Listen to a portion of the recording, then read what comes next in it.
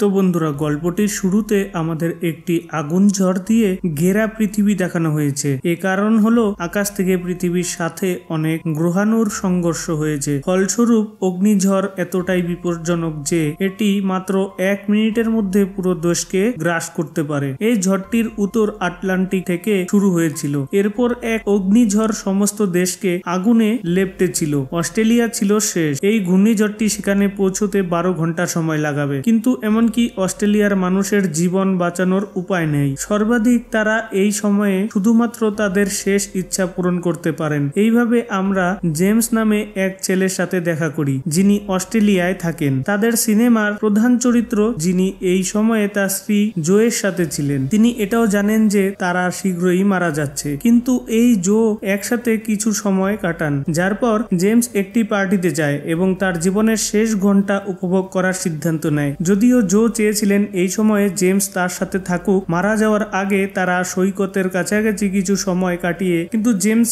যেভাবেই হোক পার্টিতে যেতে চেয়েছিল, কারণ তার বান্ধবী সেখানে তার জন্য অপেক্ষা করছিল। জেমসের গার্লফ্রেন্ডের কথা শোনার পর জো তাকে কিছু বলে না, কারণ এতে এখন কি পার্থক্য আছে, শীঘ্রই তারা মারা যাবে। জো আবার এই বলে এবং তাকে থামানোর চেষ্টা করে, জেমস আমি গর্ভবতী। জেমস কিছুক্ষণের জন্য হতবাক, কিন্তু তারপরও তারা গাড়িতে চলে যায়। পথে দেখা যায় জেমস অনেক মদ্যপান করছিল। হয়তো সে পরিস্থিতি মেনে নিতে পারেনি। শুধু তিনি নন, সবাই এই অবস্থা ছিল। বেশিরভাগ মানুষ এই পরিস্থিতি বুঝতে সক্ষম হননি, এবং যারা বুঝতে পেরেছিলেন তারা তাদের জীবনের শেষ মুহূর্তে তাদের ইচ্ছা করতে চেয়েছিলেন। এমন অবস্থায় পুলিশ ও আইন ভেঙে যারা কিছুই করতে পারেনি তারা সবাই রাস্তায় নেমে এসেছে। সবাই তাদের প্রতিশোধের কথা মনে রেখেছে। যে হত্যা করতে চেয়েছিল সে গোপনে করেনি, এমনকি শিশুদের লাশ মাটিতে পড়েছিল। পরিবারগুলো সাহায্য চাইতে ছুটছে, ঘরবাড়ি জ্বালিয়ে দেওয়া হচ্ছে এবং লোকেরা তাদের সন্তানদের হত্যা করতে বাধ্য হয় এবং তাদের নিজের জীবন নিতে বাধ্য হয়, কারণ তাদের জন্য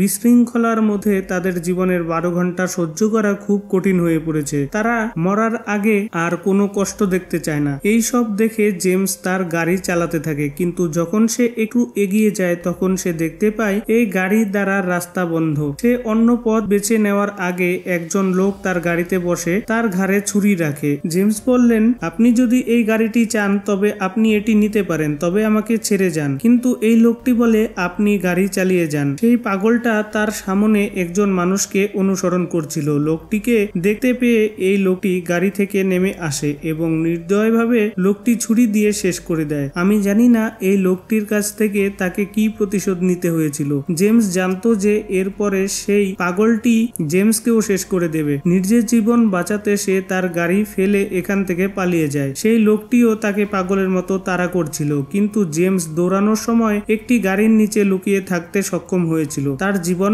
বাঁচিয়েছিল। তিনি যে গাড়ির নিচে লুকিয়েছিলেন তিনি এটি দিয়ে দৌড়তে পারতেন, কিন্তু দুর্ভাগ্যবশত এই গাড়িটি লক করা ছিল। হঠাৎ তিনি দেখলেন তার সামনে একটি ভ্যান এসে থামে। দুইজন লোক একটা মেয়ে সেখান থেকে তুলে নিয়ে গেল। তারা নিশ্চয়ই তাকে অপহরণ করছে এবং তারা তাকে জোরপূর্বক বাড়ির ভিতরে নিয়ে যাচ্ছে তার সাথে দুর্ব্যবহার করার জন্য। মেয়েটি তাকে দেখে চিৎকার করছিল। এই মেয়ের সঙ্গে জেমসের কোনো সম্পর্ক ছিল না। সামনে ভ্যানটি নিয়ে তিনি এখান থেকে পালাতে চাইলেও শিশুটির কান্না ও চিৎকার তাকে এগোতে বাধা দেয়। এখন সে তাদের ভ্যান থেকে একটি হাতুড়ি তুলে বাড়ির ভিতরে যায়, কিন্তু তিনি এই হাতুড়ি দিয়ে প্রথম মানুষটিকে শেষ করেছিলেন। দ্বিতীয় মানুষকে শেষ করা সহজ ছিল না। এই বডি বিল্ডার বিপরীতে জেমসকে পিন করে লাঠি দিয়ে শ্বাসরোধ করে জেমসকে শেষ করার আগেই জেমস তার মস্তিষ্ক ব্যবহার করে শুধু নিজেকেই মুক্তি দেয় না, বরং তার হাতে থাকা হাতুড়ি দিয়ে লোকটির মাথায় আঘাত করে মেয়েটিকে বাঁচায়। মেয়েটির নাম রোজ। সে রোজকে বলে, তাড়াতাড়ি ভ্যানে বসো, আমাদের এখান থেকে পালাতে হবে, এই জায়গায় নিরাপদ নয়। তিনি বলেন, কিন্তু মেয়েটি ভ্যানে উঠতে ভয় পায়। সে আর জেমসকে বিশ্বাস করে না। তারপর জেমস তাকে ব্যাখ্যা করে যে যদি সে এখানে দীর্ঘ সময় ধরে থাকে তবে সে তার নিরাপত্তার নিশ্চয়তা দিতে পারবে না। একথা শুনে মেয়েটি ভ্যানে বসে এবং তারা এখান থেকে চলে যায়। রোজ বলে যে সে এবং তার বাবা তার খালার বাড়িতে যাচ্ছিল, যেখানে তাদের পুরো পরিবার জড়ো হতে যাচ্ছিল। তারা প্রতিশ্রুতি দিয়েছিল যে তারা তাদের শেষ মুহূর্ত একসাথে কাটাবে, কিন্তু পথে তার বাবার গাড়ির জ্বালানি ফুরিয়ে গেল। তার বাবার জ্বালানি আনতে গেল এই দুষ্ট লোকেরা তাকে অপহরণ করে। রোজ জেমসকে বলে, আমার খালার বাসায় নিয়ে যাও। আমার বাবা আমাকে বলেছিলেন যে আমরা একে অপরের থেকে আলাদা হয়ে গেলেও আপনি সেখানে আসেন। আমরা আমাদের শেষ মুহূর্তগুলো একসাথে কাটাতে চাই। জেমস এই মেয়েটিকে সাহায্য করতে চেয়েছিল, কিন্তু সে তা করতে পারেনি, কারণ তার খালার বাড়ি শহরের অন্য কোণে ছিল। কিন্তু যেখানে জেমসের নিজের জন্য যাওয়া দরকার ছিল, সে যে পার্টিতে যোগ দিচ্ছিল তা শহরের অন্য অংশে ছিল। তার চেয়েও বড় কথা ছিল যে গাড়িতে এত জ্বালানি ছিল না। সে এই মেয়েটিকে নিরাপদে তার খালার বাড়িতে নিয়ে যেত এবং পার্টিতে নিজে চলে যেত। এর মধ্যে তাকে পথ খুঁজে বের করতে হয়েছে বলেই সে রোজিকে জিজ্ঞাসা করে যে তোমার বাবার গাড়ি কোথায় ভেঙেছে। তিনি আশা করছিলেন যে তিনি এই মেয়েটির বাবাকে সেখানে পাবেন, যার কাছে তিনি মেয়েটিকে তুলে দেবেন এবং পার্টিতে যাবেন। কিন্তু দুর্ভাগ্যবশত এখানে তিনি রোজের বাবাকে খুঁজে পাননি। জেমস রেগে যায় এবং এই মেয়েটিকে বলে যে দেখো মেয়ে, আমি তোমাকে আমার সাথে নিতে পারবো না, কিন্তু হ্যাঁ আমার একটা উপায় আছে। আমার বোন পাশেই থাকে, তারও 3 মেয়ে আছে। আপনি সেখানে নিরাপদে থাকতে পাবেন এবং আপনি সেখানে এটি পছন্দ করবেন। আমি তোমাকে সেখানে রেখে যাব। রোজ যখন হ্যাঁ বলে তখন সে তাকে সেখানে নিয়ে যায়, কিন্তু এখন সে এখানে কিছু পছন্দ করে না, কারণ তার বাড়িটি খোলা ছিল এবং কেউ দরজায় ঢোকা দিতে আসেনি। সিঁড়িতে গেলে ওপর থেকে পানি আসছে। সে কিছু ভুল অনুভব করলো। তিনি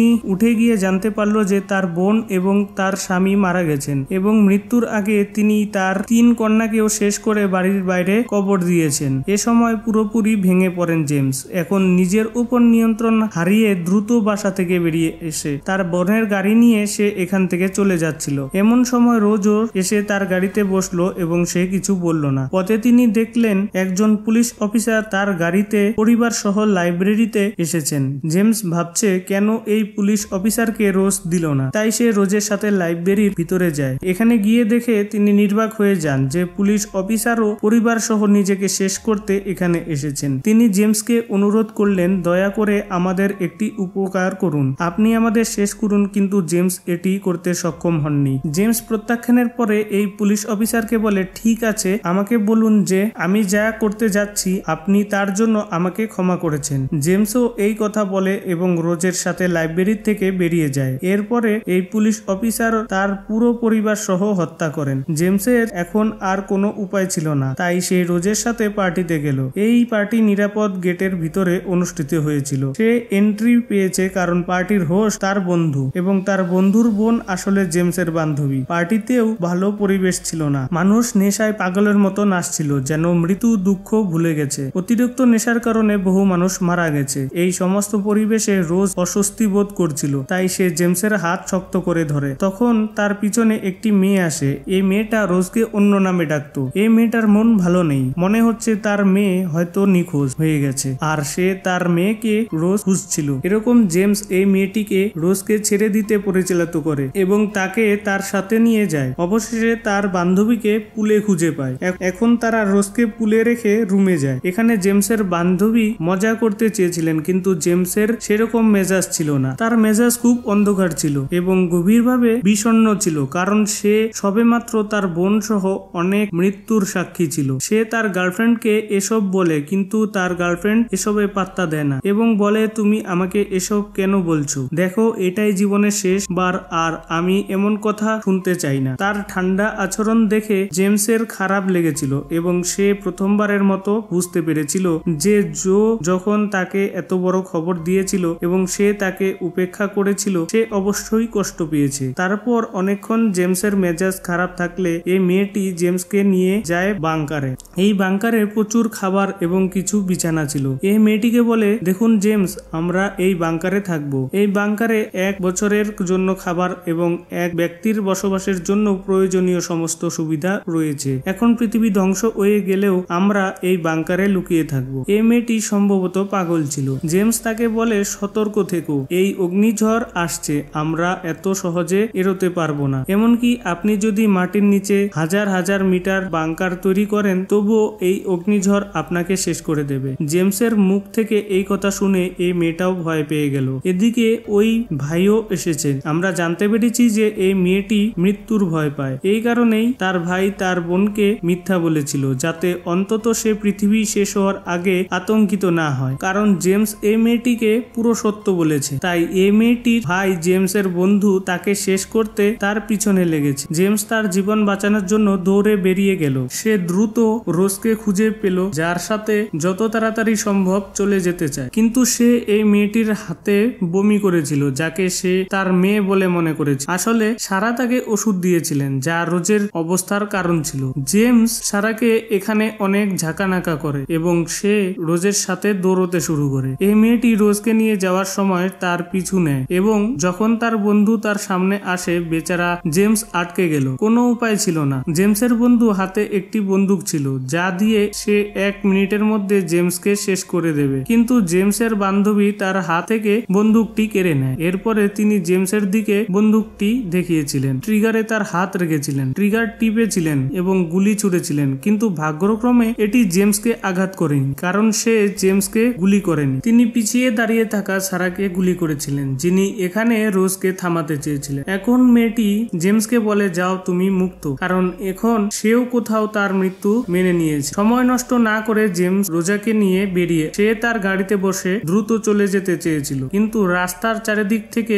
আবদ্ধ ছিল। এখন সে সামনের দিকে হাঁটছে, এগিয়ে যাচ্ছে। পথে তিনি একটি ট্যাক্সি দেখতে পান, যেটিতে জেমস রোজাকে তার মায়ের বাড়িতে নিয়ে যায়। শেষ মুহূর্তে জেমসের মা তাকে এখানে দেখে খুশি। তিনি আশা করেছিলেন যে জেমস অবশ্যই তার সাথে দেখা করতে আসবে, যদিও এটি জেমসের পরিকল্পনার অন্তর্ভুক্ত ছিল না। ভাগ্য জেমসকে এখানে নিয়ে এলেও মায়ের আশা ভাঙেনি। জেমস তার মাকে মেয়েটিকে তার খালার বাড়িতে নিয়ে যাওয়ার জন্য তার প্রচেষ্টার কথা জানায়। তার মা বলেন, আপনি যদি জীবনের শেষ সময় এই মেয়েটির জন্য কাজ করেন তবে আপনি খুব ভালো করেছেন। ঈশ্বর অবশ্যই এর জন্য আপনাকে পুরস্কৃত করবেন। এখানে তার মাও তাকে তার বোনের কথা জিজ্ঞাসা করে। এটিতে জেমস তার কাছে মিথ্যা বলে যে না, আমি তার সাথে দেখা করিনি। তিনি চাননি তার মা শেষ সময়ে বড় মানসিক আঘাত পান। মায়ের সাথে দেখা করার পর সে রোজাকে ছেড়ে তার খালার বাসায় যায় এবং সেখানে পৌঁছে সে কাউকে দেখতে পায় না। কাছের জঙ্গলে জেমস অনেক মৃতদেহ দেখে এবং সেই মৃতদেহগুলির মধ্যে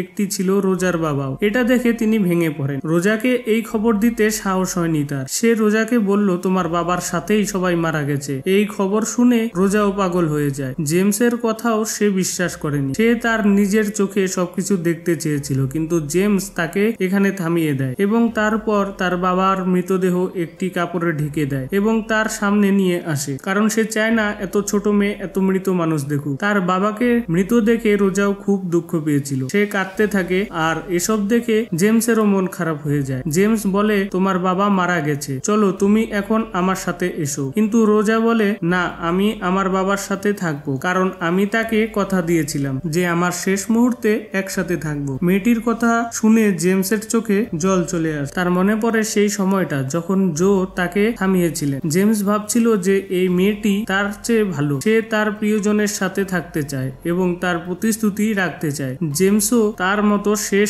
একটা ভালো কাজ করতে চেয়েছিল। সে জোয়ের কাছে ফিরে যেতে চেয়েছিল, তাই মেয়েটিকে এখানে রেখে গেলেও এখন তার চোখ জলে ভরে গেল। অবশেষে তিনি তার স্ত্রী জোয়ের কাছে পৌঁছায়। জো তার উপর বিরক্ত ছিল। সে এখানে দেখা করতে চায়নি, কিন্তু এখানে জেমস তাকে কোনোভাবে রাজি করাতে পেরে। জো সৈকতে দাঁড়িয়েছিল। তারা একে অপরকে আলিঙ্গন করে এবং হঠাৎ একটি আগুন তাদের দিকে এগিয়ে যায়। দূর থেকে একটি উজ্জ্বল আলো দেখা গেল এবং এটি স্পষ্ট যে আগুনের ঝড় এখন তাদের কাছে পরের সেকেন্ডে তাদের গ্রাস করবে। তারা দুজন এখানেই মারা যায় আর গল্পটি এখানেই শেষ হয়। তো বন্ধুরা, যদি আপনাদের এই ছোট্ট গল্পটি ভালো লেগে থাকে তাহলে ভিডিওটিকে একটি লাইক করে আর চ্যানেলটিকে অবশ্যই সাবস্ক্রাইব করে নেবেন আরো অসাধারণ অসাধারণ মুভি এক্সপ্লেনেশন ভিডিও দেখার জন্য। তো বন্ধুরা, আমি আসছি আরেকটি কোনো নতুন মুভি এক্সপ্লেনেশন ভিডিও নিয়ে। সবাই ভালো থাকবেন, সুস্থ থাকবেন।